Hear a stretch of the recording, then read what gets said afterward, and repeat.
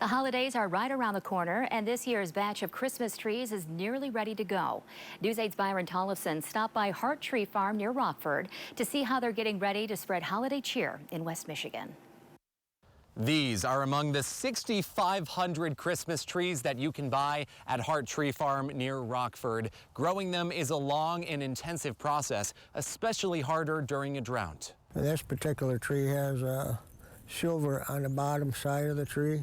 It runs in the family for Tom Hart, a love for growing Christmas trees, now spanning more than 6 decades. Well, it's nice to see everybody come year to year. We've had customers coming for, I think, 60 years. Then they bring their kids. Thousands of Christmas trees grow on his 120-acre farm near Rockford. Now, this year's batch is just weeks away from lighting up homes around West Michigan. This particular tree, they have a heavy branch for hanging ornaments, so the branches don't droop. Getting here wasn't easy. An extended drought starting in May forced a lot of extra work with irrigation to make sure the trees got the water they need. That was a long time. You know, it usually doesn't last that long, but there was a lot of long hours and nights moving irrigation around to keep it going so your trees would survive. But by this month, Mother Nature turned around. Now we've had a lot of rain this month, so the trees have real good color and a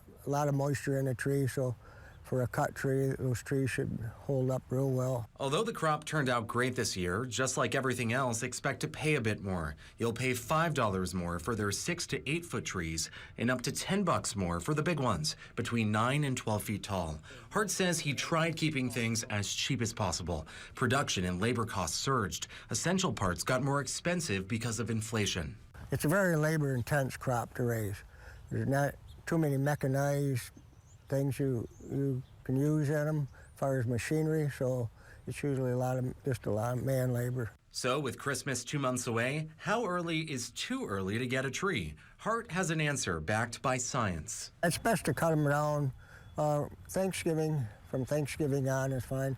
That way the tree has a lot of moisture in the sap and moisture in the tree to help prolong it in the house. Hart Tree Farm opens to the public Saturday, November 18th. It's going to stay open until sometime around mid-December, depending on how many trees are left. Near Rockford, Byron Tollefson, News 8.